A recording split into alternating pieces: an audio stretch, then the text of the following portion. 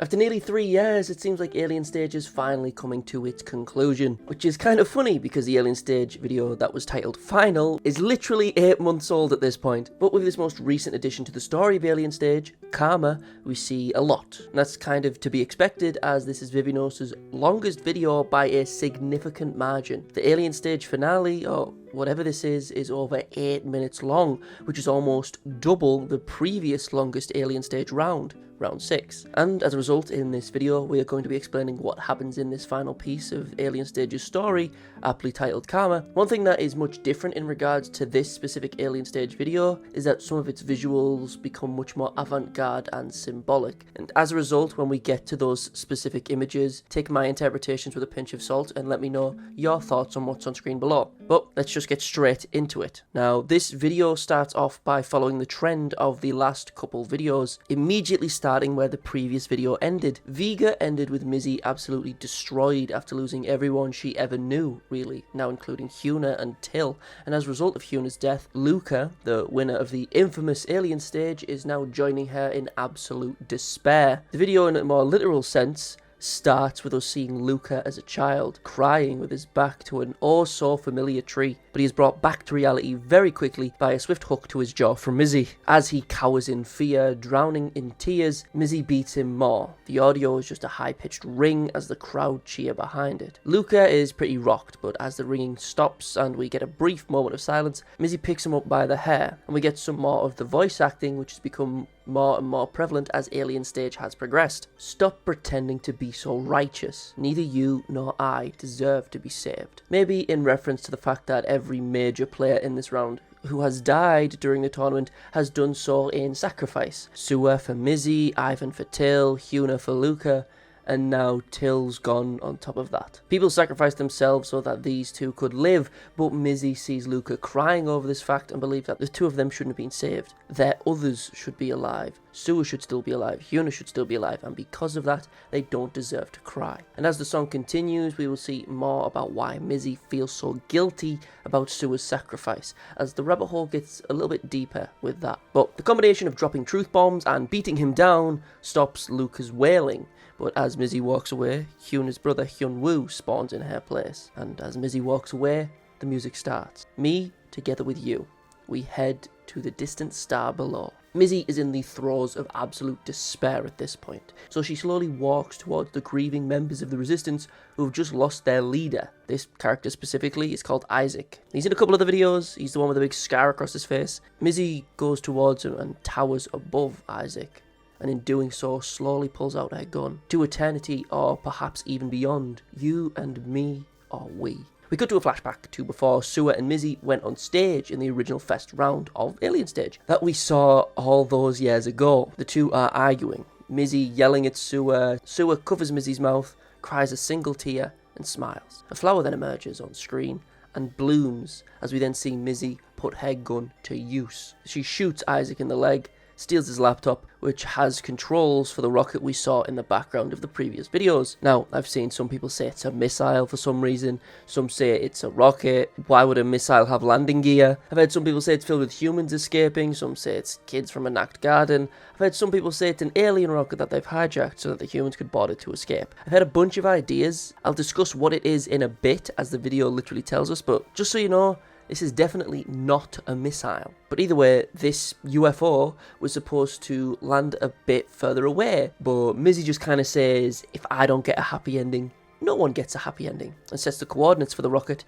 to everyone's current location. The stage for the final round, which will not only kill her, it will obliterate every member of the Resistance, the aliens in the stands, as well as their human slaves. This isn't just someone who wants to die, this is pure nihilism at this point.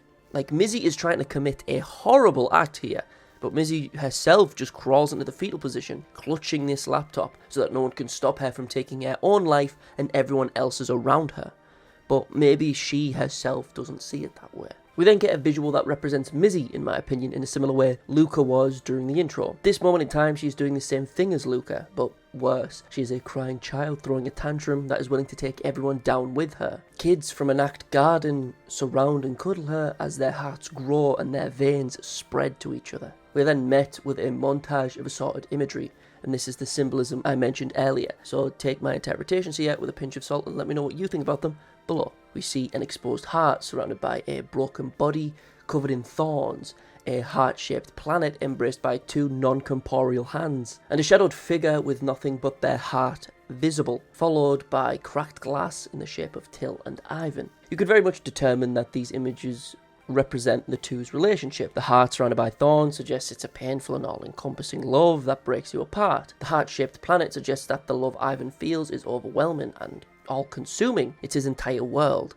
And the shadowed figure could represent how, despite his love being on display very clearly, it is still not recognized here. Hence why we can't see the figure's face. When twilight falls and gently embraces us. Now for the part that everyone was talking about the most in the comments. In this subsequent shot, we get a symbolic depiction of each character's love. Firstly, we get Ivan literally forcing his heart into Till's mouth with a kiss, all the while tears streaming down his face, with Till also fighting back against this. The heart-shaped jewel being forced into Till's mouth breaks open, exploding into this black tar-like liquid. Our hearts burst into joyful bloom. Next we see a silhouette of the crying Luca alongside a love heart. Inside it we see the faces of Hyuna and her brother Hyun-woo, a sword dividing them. The imagery itself is very reminiscent of something you've probably seen before. Maybe it's me, but I see this as resembling the King of Hearts playing card from a standard deck of cards. Luca is now the king. Technically, he won again. Yet it cost him those he loved. The King of Hearts are now, I suppose, the king without one.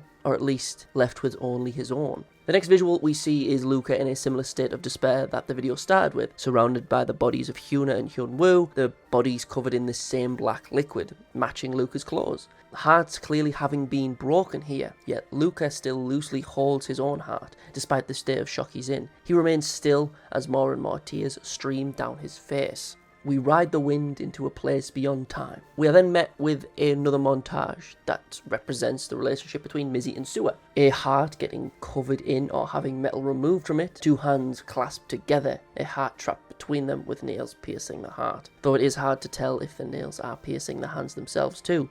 A love heart, pierced with a blade and surrounded by a snake looping around it. Personally, I believe that this specific imagery will make more sense later on when we find out more about Mizzy and Suer's relationship, which makes this imagery specifically much more interesting. And the final image we see is a depiction of Suer as an angel hanging upside down. The two of them are then also seen upside down, face to face, as the same black liquid from before leaks down their faces. The two of them with broken hearts held in their mouths, being forced together as more and more of this liquid covers them. Now personally, I and a lot of other people see this black liquid as well as the jewels that house it, and therefore the actions that these jewels are used for are kind of a representation of the love between each of the respective characters' relationships. Ivan forces his love upon Till, though it remains unrequited. Luca, though he is saddened by the deaths around him, his heart remains intact and alone, whilst the love from everyone else around him breaks. And Mizzy and Suer's love is a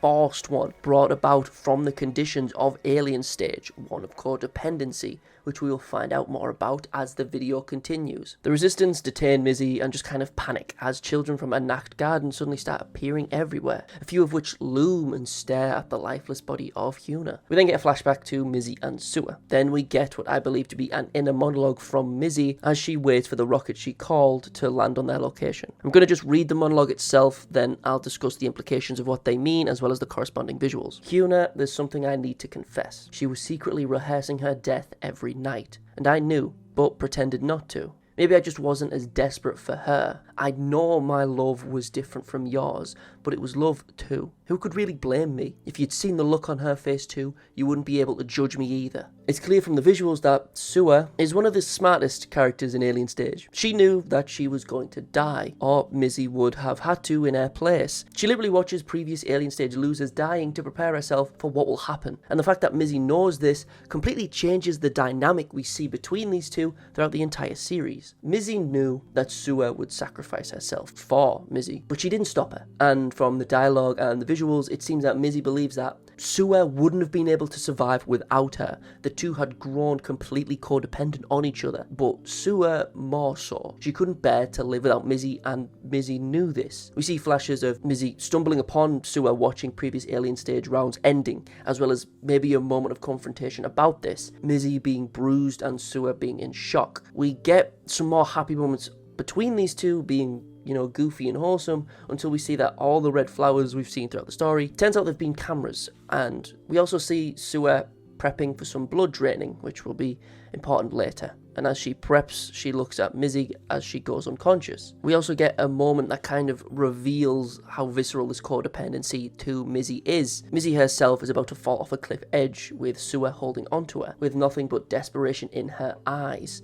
The same red desperation we saw in Ivan's eyes. As the same flowers from earlier appear over the now painted over tournament bracket, the monologue comes to an end, as we see Mizzy and Suer being drained of a bunch of their blood. We switch between a montage of the two together on stage being filled with smiles, and the two in a literal bloodbath together. The smiles seen by Suer on stage as she's about to meet her demise makes the one we see of her in the bath look hollow and desperate in comparison. Suer's hands clutch Mizzy's and place them around her own neck. She wants Mizzy to kill her, or to be sacrificed for her. Suer knows just as much as Mizzy that she can't live in this hellscape without her. We then see the catastrophic results of Mizzy's manic episode, literally from her point of view as the shot starts from her eyes. The rocket crashes and destroys everything. The vicinity is nothing but a cacophony of flames, but she sees familiar faces when they were at their happiest, falling down surrounded by hellfire.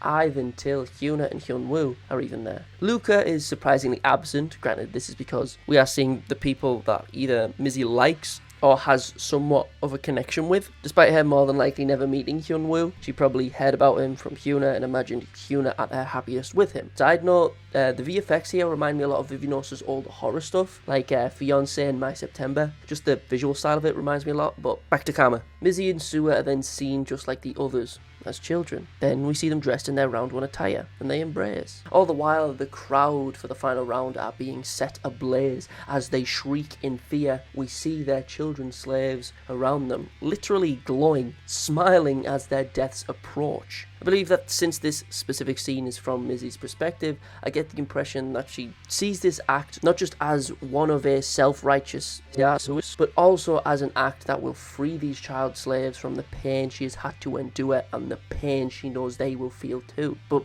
then we get another monologue aimed at the now dead Hyuna from Mizzy. You were running away from the very beginning. Not once did you face your real feelings. Did clinging to some noble cause or sense of justice ever really fix anything? But what came of it? A meaningless death. And even if we'd been granted freedom, we'd have still felt alone, because humans are the root of all this pain. We're creatures who can't seem to love without exploiting. The monologue itself kind of highlights how she is feeling in a very explicit way. She sees the person who saved her, Hyuna, dead on the ground after saving Luca, and merely calls it a meaningless death. She sees the entire human race as the reason for this happening, or at least the reason for all the pain and sorrow she's in. If there weren't any humans, they wouldn't have to feel this absolute despair. The irony of the visuals during this monologue is that it shows the real purpose of the rocket that she just obliterated. It was an escape to the true Earth. It seems that they took control of this rocket so that they could escape and get to a place without aliens in the very least. But all Mizzy does is criticize that and say that it never fixed anything. Probably because you just blew it up, but maybe that's just me. At the same time, we get more flashbacks of Hyuna and her crying a bunch. And we also get a similar montage to the ones earlier that portrayed characters' relationships. This time, we have two lambs with chips in their neck licking each other's wounds. Kind of a biblical-esque reference, but sure.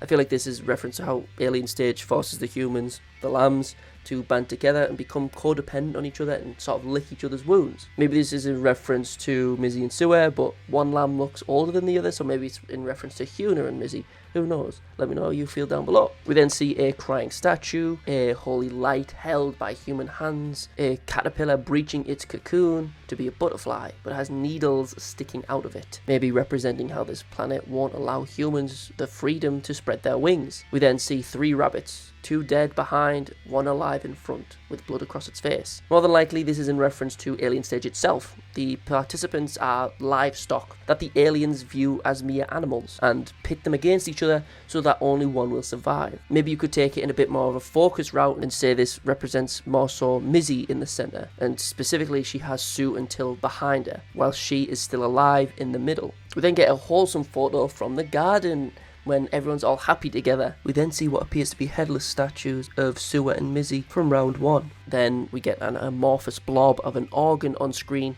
which doesn't look like a heart, just some sort of mass. Maybe it's supposed to represent how distorted people's love for one another is twisted through Alien Stage. I mean, there isn't one single healthy relationship in the entire story, really. There can't be, because of how twisted and horrible this world is. We then get a close-up of what is seemingly Mizzy staring directly into a goat's eye. Charming. Not gonna lie though, this shot just reminds me of Makima more than anything else. We're finally back in reality, so I don't have to struggle to understand the symbolism anymore. And with that, the lyrics also come back too. This repeating chorus. When twilight falls and gently embraces us, our hearts burst into joyful bloom. We ride the wind to a place beyond time. If I'm with you, this love. Now, Mizzy has burned everything down to the ground due to her own emotional state. However, it doesn't seem like any of the good guys were caught in the crossfire, or maybe some are, but the named ones are alive at least. Oh, just as I say that, Luca gets melted. Okay, cool. We see Mizzy holding Till's lifeless body, with Suer watching over her. Mizzy herself is waiting for the incoming flames to take her life too, but as the resistance members struggle to escape, including Isaac, who just still has a bullet hole in his leg, by the way, Mizzy notices something.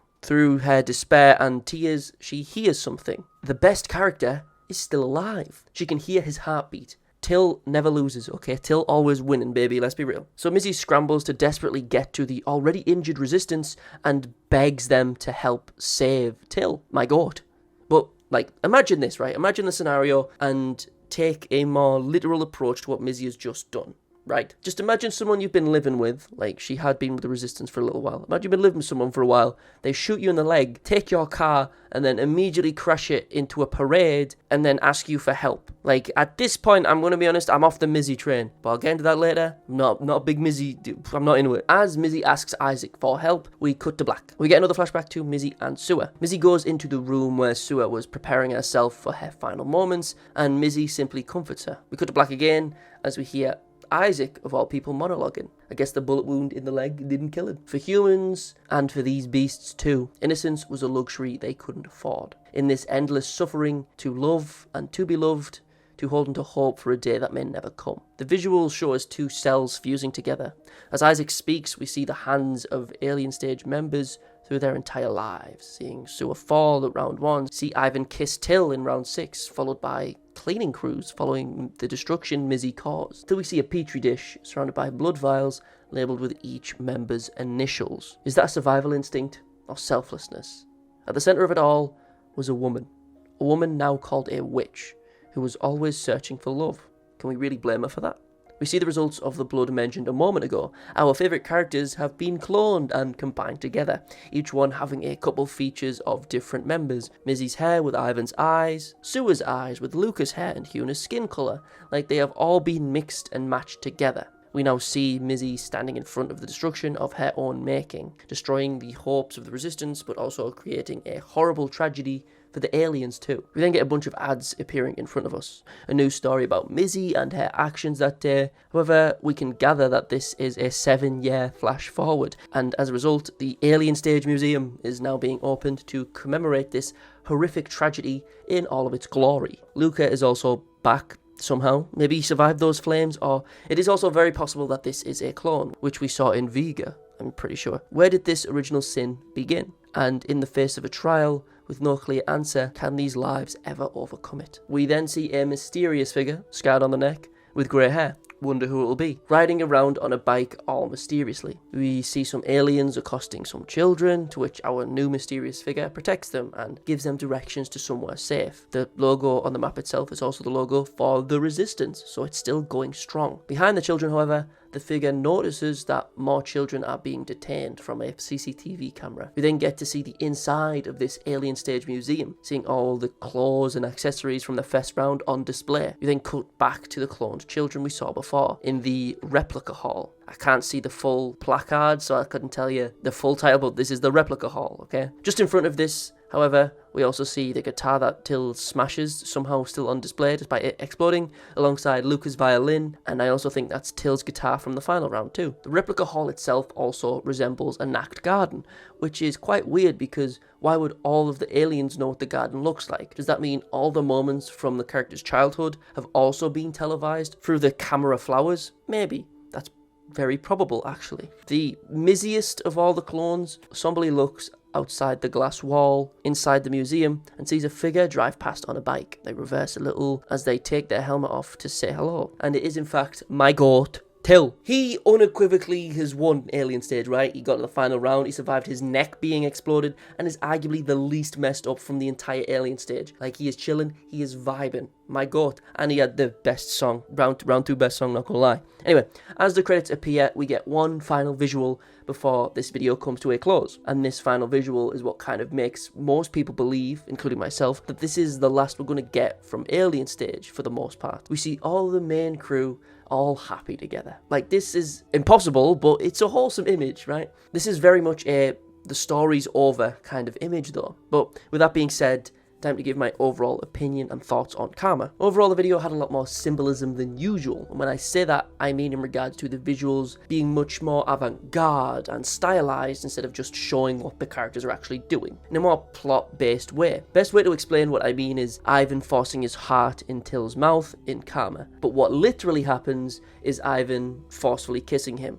But those visuals perfectly visualize and symbolize this quite clearly to the audience. The rest of the imagery, however, and their symbolism is a little bit harder to follow. For example, in regards to the montages used throughout, I could be completely wrong about how I viewed the symbolism of these images. That's just kind of how much more up for interpretation these visuals are, in my opinion. And as a result, you might disagree with my thoughts on them and how I understood these images. So please feel free to tell me I'm wrong below and let me know what you thought about them. However, one thing that does annoy me a little bit about the whole thing is that Mizzy just kind of killed a bunch of people and nearly all of the resistance. Like, dude, you had a gun in your hand, which you shot, just point it somewhere towards yourself. Like, not at Isaac, dude, what the hell did he do? And the speech about her not having respect for Huna and her actions in the resistance, it's like, damn rude, Mizzy. Shame for me. Till, he's my goat. He has the best song in the series, had by far the most healthy relationship in the whole series. Like, he just had a childhood crush on Mizzy, which is like the most normal thing here. Ivan is a weird stalker guy. Suer wants to die, and after she does, so does Mizzy. Like, I don't even need to tell you how weird Luca is, but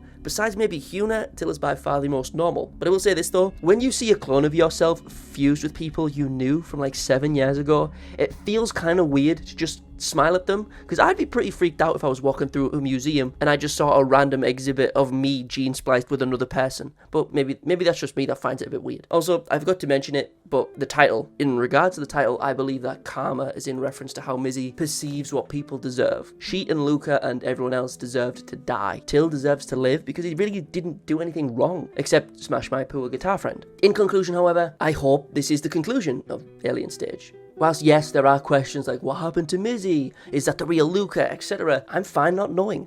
I mean, Till survived, so I feel pretty good, to be honest. I feel like I won. But I think this is a pretty good piece of art to end this nearly 3-year-long journey on. Do you agree? Are you still wanting more Alien Stage? Do you want to get back to the PVC, or maybe even the horror stuff? Let me know below. Doodles my doodles. Hopefully I'll see you in the next one. Peace.